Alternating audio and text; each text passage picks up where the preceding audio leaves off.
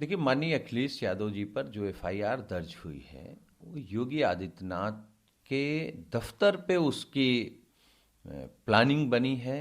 किस तरीके से उन पर हमला कराना है, उनको बेइज्जत कराना है, इसकी प्लानिंग सीएम के दफ्तर में बनी है। आप सोचिए, उत्तर प्रदेश के मुख्यमंत्री जी 4 साल में जब कुछ नहीं कर पाए, अपना कुछ काम उनके पास गिनाने को है नहीं, नौकरी दे नहीं पाए, केवल सेल्फी ले रहे हैं, फोटो सेशन करा रहे हैं, नौजवानों का वीडियो बना करके पोस्ट करते हैं, जब सच सामने आ जाता है तो उसको डिलीट करना पड़ता है। इतनी नीच हरकत योगी आदित्यनाथ जी करेंगे। अब यही उम्मीद है जो आपके खिलाफ बोले, जो आपके कारनामों को उजागर कर दे, आपके भ्रष्टाचार को उजागर कर दे, आप उस पर एफआईआर करा देंगे। तो सरकार को क्या लगता है कि समाजवादी लोग एफआईआर से डर जाएंगे या जेल से डर जाएंगे? समाजवादी लोग आपकी तरह डरपोक नहीं हैं कि सदन में रोने लगेंगे। हम रोने वाले लोग नहीं हैं, जनता की आवाज उठाते रहेंगे। आपके कारनामों को, आपके भ्रष्टाचार को, और आप जो पिछड़े और दलितों का हक छीन रहे हैं, उनको नौकरियों से दूर कर रहे हैं, ये सब उजागर करेंगे, जनता के बीच जाएंगे और 2022 में असली इलाज इनका जनता करेगी। उन्होंने कहा कि भ्रष्टाचार, परिवारवाद, जातवाद और योग्यता की उपेक्षा का सपा का शासन। देखिए, योगी आदित्यनाथ जी भ्रष्टाचार पे बात कर रहे हैं। जिस व्यक्ति ने कोरोना महामारी में बेईमानी कर ली हो, भगवा पहन करके इतना बड़ा डाका डाल लिया हो, पूरा प्रदेश लूट लिया हो, पिछड़े और दलितों का हक छीन लिया हो, वो व्यक्ति बात कर रहा है। अरे आप कितनी नौकरी दे पाए और कहां चले गए रोजगार? केवल झूठ बोलना सुबह से शाम तक। इसके अलावा मुझे नहीं लगता कि उत्तर प्रदेश के मुख्यमंत्री को कुछ आता है।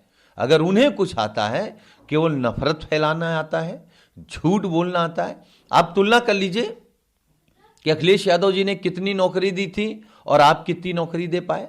आप तुलना करो कि अखिलेश यादव जी ने एक्सप्रेसवे कितने महीने में बनाया, आप क्या कर रहे हैं। अखिलेश यादव जी ने कितने लैपटॉप बांटे, आप क्या कर रहे हैं। अखिलेश यादव जी ने डायल 100, एम्बुलेंस, सारी चीजें तो अखिलेश यादव जी ने की। आप करो ना काम की तुलना। केवल बातें और भी झूठी। इतना झूठा मुख्यमंत्री उत्तर प्रदेश में न कभी हुआ है, न भविष्य में कभी होगा। बिहार में जिस तरह से शराब को लेकर के विपक्ष की मोर्चेबंदी है, उनके इस्तीफे की मांग कर रहे हैं।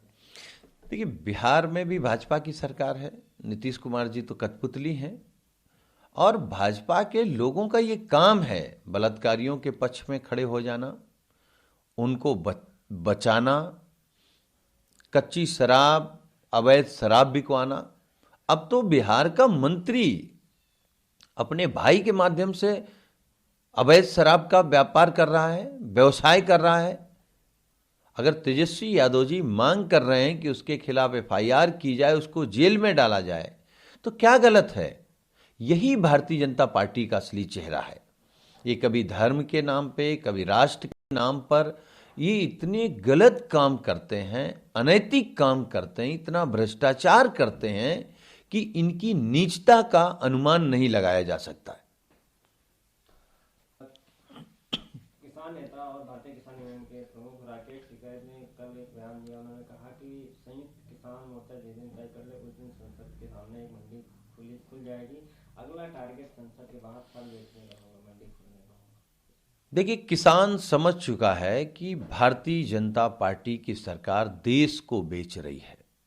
ये राष्ट्र की बात करते हैं। ये अंग्रेजों से ज्यादा खतरनाक है और अंग्रेजों से ज्यादा लुटेरे हैं। वो गोरे लुटेरे थे, ये काले लुटेरे हैं, लेकिन गोरे लुटेरों से भी ज्यादा खतरनाक है। जिस तरीके से पूरा देश बर्बाद हो रहा है, पूरा देश बेचा जा रहा है, तो ये तो देश के दुश्मन लोग बैठ गए हैं सरकार में। भारत माता की जय बोलने से भारत माता की तरक्की नहीं होने जा रही है। भारत माता के एक एक अंग आप बेच रहे हो। इन्हें शर्म नहीं आती?